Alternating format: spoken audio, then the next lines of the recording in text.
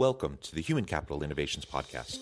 We're your source for personal, professional, and organizational growth and development, where we share original research, explore industry trends, and interview executives and thought leaders from across the globe. We hope you join us often for practitioner-oriented content around all things related to leadership, HR, talent management, organizational development, and change management. Maximize your personal and organizational potential with Human Capital Innovations Podcast.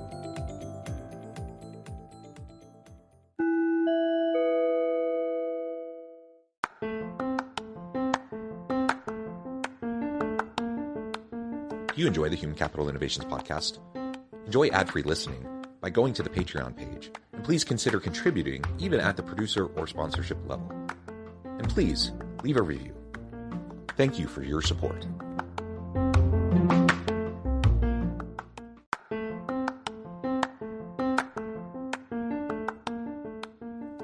Welcome to the Human Capital Innovations Podcast.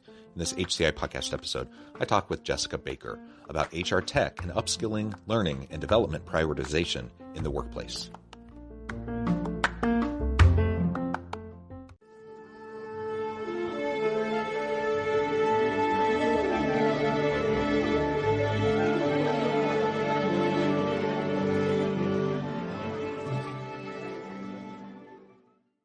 Jessica Baker, welcome to the Human Capital Innovations Podcast.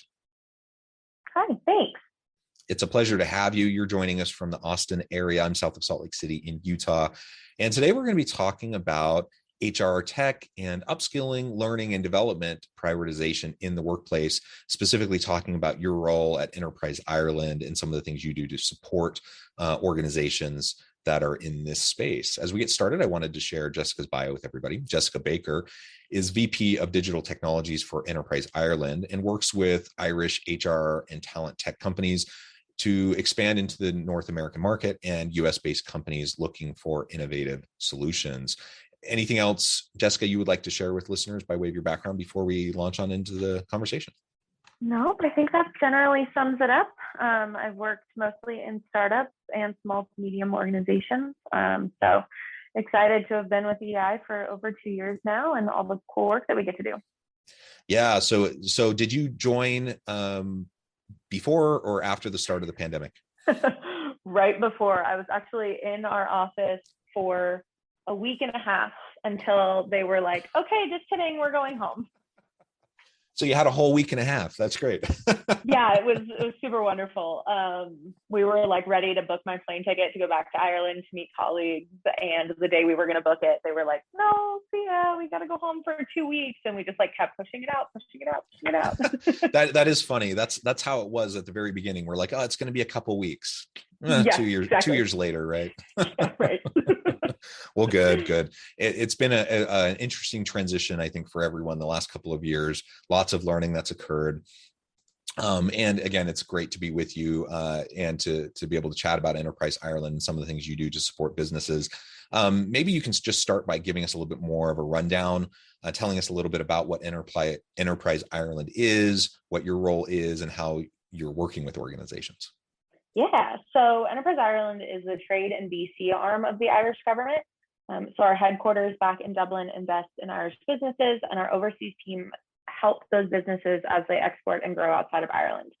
So my role and my team here in the United States and in our 40 global offices is essentially to help them in any way that we can, whether that's introduction to accountants, lawyers, advisors, potential new customers, or assisting in marketing campaigns, pitch decks, so on and so forth. No 2 days are the same. We're always working on different projects with different Irish companies. But I really like to, I think the only way I can explain it to people here in the States, because we don't have anything like this, is that we're essentially small business consultants employed by the Irish government. Yeah, that is interesting. We don't really have that here, do we? Yeah. No, we do not. We do not. Good. So why Ireland? Why is Irish innovation uniquely beneficial to American companies? Why, for an American listener, why would they want to reach out to you and explore this? Yeah, so I think there's always two reasons that I come up with when I get asked this question. The first one is, and this comes from I work with our HR teams, but I also work with our cybersecurity teams, but privacy regulation. So coming from the EU, Irish companies have a particular strength when it comes to GDPR and online privacy. As an embedded part of the European market, these organizations are super well versed in meeting regulations and protecting information on all ends, whether it's employee or client. All of that security stuff is built into all of their solutions, no matter what industry you're working in, which is really great and really beneficial. And the second reason that I always give for this is that Ireland just has this amazingly skilled talent pool with some of the hardest working and most innovative individuals I've ever met. And I've been working in the startup world for years and years and years now. We have amazing universities, we have killer programs for startups that have spun out many different of our EI clients. One of our newer companies, Inclusio, came out of one of our universities. And all of these organizations and companies, like, you're really going to feel like your business matters and that they're doing everything that they can to help make you successful. So I always say that's what our Irish advantage is. I'm just curious, why do you think that is? You know, you have this great diverse skill set, great diversity in terms of the people involved. It is quite unique. As I've talked with people from around the world on these related topics, you kind of have a secret sauce there. And I'm just curious why you think that is. I don't really know. It's like the people in Ireland are just ridiculously hardworking. And our university system is great. The education system is wonderful. And a lot of people come to school there. So it helps create kind of that diverse workforce, and people want to stay and raise families there. And so I think it's really just kind of a product of all of the above, and the history of the culture of the people of the country. Yeah, well, that's super interesting in and of itself. Be interesting to look into. So what type of HR tech companies do you work with the most? I'm sure there's a variety, but what do you tend to work with the most? Have you seen growth in a particular type of organization, a certain type of country or sector, or a company or sector in the last year or so? Yeah, so obviously I do work with a wide range, from HRIS technology to ATS to L&D, to recruitment, benefits, all of the above. But over the last year, we've definitely seen an increase in solutions around DEI, diversity, equity, inclusion, belonging. It's not a secret that the last few years have made that very clear, that companies, but a lot of US companies, need to be better in this area. So we've seen a lot of firms like ETU, Social Talent, Star Circle, putting a lot of research and development money into creating solutions for this. As well as the likes of WorkHuman that are assisting in employee engagement to try and combat the Great Resignation or migration or whatever we're calling it at this point. But yeah, the DEI and the employee engagement side is really what we've seen kind of growing at a rapid rate over the last couple of years. Yeah, and I suppose that's consistent with what we've seen in other markets, in the US, for example. So that's interesting. And it's good to see, though, that is a big emphasis for organizations. Absolutely. Because it's clearly a challenge that many organizations continue to face. Now let's talk about remote work. We already alluded to this a little bit just in relation to your work with Enterprise Ireland, but remote work has driven the growth of digitization in the last year or so, of course. And what types of platforms do you see companies using the most to help enhance and streamline their HR practice?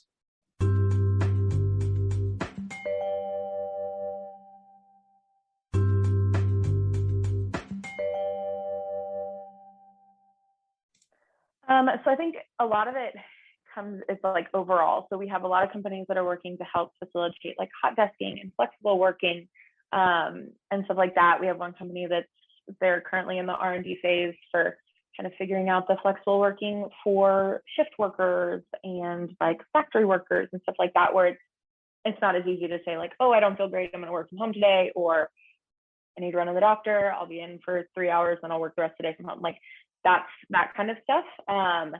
We have also seen a ton of increase in people using like PEOs, like Boundless, to solve the remote hiring and like employment struggle. Internal recruitment applications, so being able to keep and promote the people that you have hired. We have a great company, HireUp, that are doing that. And then L&D solutions. It's been huge. I think those are the biggest things that we've seen.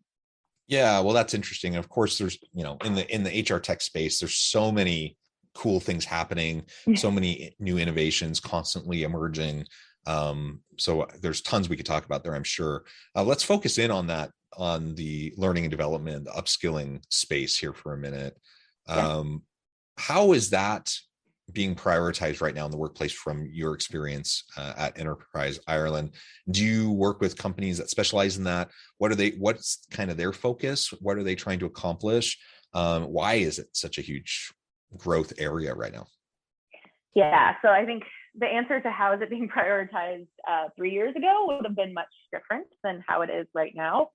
As companies are starting to realize that benefits don't just mean like health insurance. It also includes things like L&D and upskilling. Employees want to know that you're investing in them and their careers. It's becoming much more important in the hiring and retention space. We actually have a handful of companies that are really knocking it out of the park in this realm. ETU is doing great things in the L&D space in simulation-based learning. Learn Upon, also great, and Social Talent. Social Talent actually focuses on training hiring teams, hiring and talent teams. So they're doing really, really great things as well. I think this just has become such a big priority for employees. And as employees expect more from their employers, it's become much more important. So yeah, that's really great context. And what do you see as some of the biggest trends or innovations coming out of the L&D space right now? From an HR tech standpoint? Innovations in what way? So like in what kind of field? Sure. I mean, I suppose in any way, but particularly in terms of platforms used, the types of interfaces used, how they're trying to connect with learners, anything like that. Okay, yeah. So I think the simulation-based learning is the biggest thing. It's putting people in real context and to make real life decisions on what they would do in different situations, especially DEI, L&D, stuff like that. Taking people away from just sitting there reading something and then answering a quiz and saying, okay, cool, I'm done, bye. It's really making sure that is a holistic approach to L&D. So some people are really great with videos. Some people are really great with reading and retaining. Some people are better at if they read it, write it, and then do a quiz on it, stuff like that. So we've seen really big things coming out in that space, especially alongside all of the research that's come out recently about how different people learn and how different people work. So I think that's been the biggest thing that we've seen. Yeah, and maybe talk a little bit more about the simulations, because that's intriguing to me.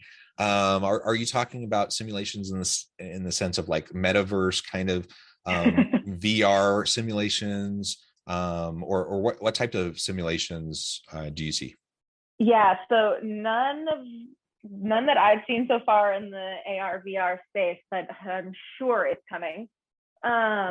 Most of it is just working through real life situations on your screen. So it's hearing a situation, answering questions, and then depending on how you answer those questions, it moves you forward to a different scenario. So if I answered one way and my colleague answered another way, we would be taken down two completely different paths to make sure that we're getting the right education for the way that we answered, if something needs to be corrected, or just all sorts of things like that. So it's less on the like metaverse AR VR, but more on the like real life situation. Yeah. Okay, cool. And like you said, it probably is coming, right? For sure. And just like, I think about the gamification of L&D, and maybe that's something you've seen. I've seen it in the university learning and development space. It's creeping in more and more. And I know corporations have been using it internally for their training and development. We're trying to use it more. And gamification is an intriguing component, to just motivate people to find more meaning and just drive in their learning, to reskill and upskill. So that's another facet. And I suspect, that in short order, we'll start to see in the VR and what's the other term? The AR. Thank you. In the VR and the AR space, we're going to start to see that come out, and it'll be super interesting to see how that catches on or doesn't catch on. Oculus is cool, but I also get a headache if I use it for too long. And so, I don't. And how many of those are we buying for each office? And how are we doing that if people are working remotely? Like, we're not just like sending people VR headsets all the time.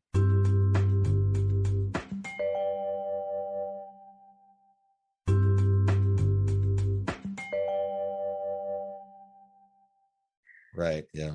Absolutely. Cool. So what would you say has been the most surprising factor, or among the most surprising factors driving employees during the last couple of years to leave in leaving their existing roles, leaving their organizations? You mentioned the Great Resignation, the Great Reawakening, the Great whatever, blah, blah, blah.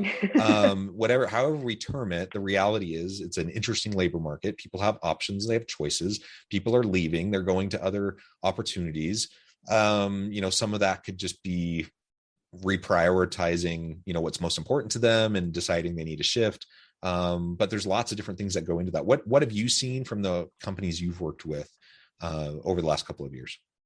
Yeah, I think you hit on it there with that prioritizing thing. I think that's been the biggest, shock to me and to others, is how widespread that priority shift was. Everyone kind of over the last couple of years, it's not just cool offices anymore. It's knowing that your organization values you as a person and your future growth, and wants to do what's best for you. And I think it's also shocking. I expected, so I have a 22-year-old brother who is entering the workforce, and he has all these kind of idealistic views of what being employed looks like. And when I first started talking to him about it, I was kind of like, okay, let's bring that down a notch. But being in this world and talking to people, like, he's not wrong. And everyone is starting to really have that idea and understand that our lives are not, we don't just work. We need to have that balance, that blend, all of those things. We've all taken stock of our lives and what's important. And with the way that the job market does look, it's easy to see that there are companies out there that are willing to put their employees first and do what it takes to keep people loyal and keep them around. So I think that was the biggest shock for me working in the industry, is just how widespread that priority shift was. Yeah, well, that's interesting. And I was talking with another researcher in the workspace, and she was talking about connection and the ability to have relationships at work. And I think that's been another piece. You referred to it a little bit in terms of how much do you feel like your employer invests in you as a whole person? How much do you feel like they've supported you during a really crazy couple of years? How much have they invested in you? And there's a lot in there, right, that we could pull out and dissect. But one of those components is, do you trust your employer? Do you trust your coworkers? Do you trust your boss? Do you have relationships with them? Do you have people that you may not like go out to get drinks with them after work, but while you're at work, like, you trust them, you confide in them, even you'll be vulnerable with them, you can work well with them, right? And so you have those connections, you have those relationships. And what we've seen over the last couple of years is, with so many organizations being thrust into virtual and distributed work, while there's a ton of benefits to that, one of the challenges can be the connection piece. It's not automatic that you're not going to have connection when you're working virtually. You just have to be a little bit more intentional about how you're going to create those relationships. And so if an employee, has an employer that cares, that's invested in them, that supported them during a hard time, and they have people that they work with, that they trust, that they have, a good relationship with, that reduces the likelihood of turnover dramatically. There's been quite a bit of research on this. So that is a huge piece of this. I think when you see people leaving, why did they leave? Well, sometimes they're leaving for more money, but people are willing to give up a lot of money to have a good, meaningful workplace where they work with people they like. And so, I think all of these things go together, and we just have to be very thoughtful about it. How do we invest in our people to help them and facilitate helping them develop relationships that matter towards them, not only so they can do better work, so they can be more creative and innovative, but also just so they can be more of a complete person at work, and they'll be more likely to stick around? How can we invest in our people in terms of upskilling, reskilling the L&D space, to make sure that, they feel like we care and that we want them to be better? And, of course, there's a hidden motive there, because if I'm investing in my people, not only will that, help them feel invested in, not only will that, help reduce turnover, but it also actually will help upskill them so that they're ready to take on future roles and future responsibilities and do better work. So it's a win-win all the way around. And it's just interesting, as we think about these different dynamics that have played out over the last couple of years. I'm sure you see day in and day out in your work with your clients. Yep, 100%. And we have that conversation all the time. Even like internally, we were really encouraged to just reach out to each other anytime we needed to just like have a time to chat. All of our management team was like, just talk to each other, like hang out. It's great. Virtually hang out for a while there. We've finally gotten our team back together for a conference week. But that employee connection piece is so crucial. So one of our client companies, WorkHuman, they just had WorkHuman Live in Atlanta back in May. And they have a new study out with Gallup showing how recognition can stop employees from leaving. And so it's just wild to see that, like, just getting a shout out or having someone post for your birthday, like that kind of stuff is so important. And I didn't even yes, I know that inherently, but even my birthday was last Friday, and the first birthday messages I got in the morning were mostly from my team. And that was just one of the coolest things, and hasn't really ever happened anywhere else I've worked. So yeah, it's wildly important. Yeah. And they're little things, right? And they may seem insignificant because they're little, but it's all the little things in aggregate that make up your experience at work. Right. 100%. And so, if it's a crappy place to work and then you get like a happy birthday shout out, that's not going to matter. But, when you're consistently just doing those little things and showing people that you see them, you hear them, they matter to you, they're real people with real lives, both in and out of work. That matters. That makes a huge, huge difference. Yeah, thank you for sharing that. Well, yeah. Jessica, this has just been a really fun conversation. As we get close to the end of our time together, I wanted to give you a chance to share with listeners how they can connect with you, how they can connect with Enterprise Ireland and find out more about the work that you're doing, and even looking into partnering with you. Tell us a little bit more about how that can play out and how people can connect with you, and then give us a final word on the topic for today. Yeah, so I'm on LinkedIn, Jessica Baker at Enterprise Ireland. My email address is also jessica.baker@enterprise-ireland.com. If you want to learn more about our HR tech solutions or how you can engage with Irish organizations, please just send me an email. That is the biggest part of my job, and I love hearing from people who want to work with our companies.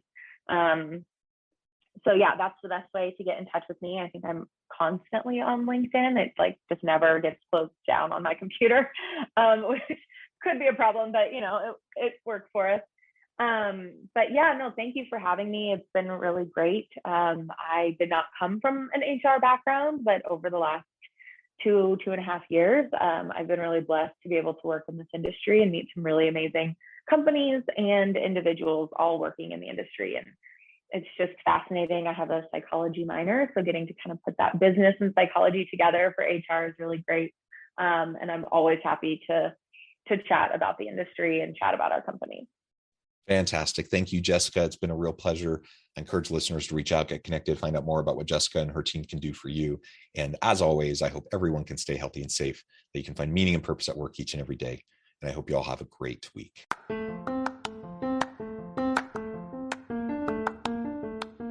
Do you enjoy the Human Capital Innovations podcast? Enjoy ad-free listening by going to the Patreon page. And please consider contributing even at the producer or sponsorship level. And please leave a review. Thank you for your support.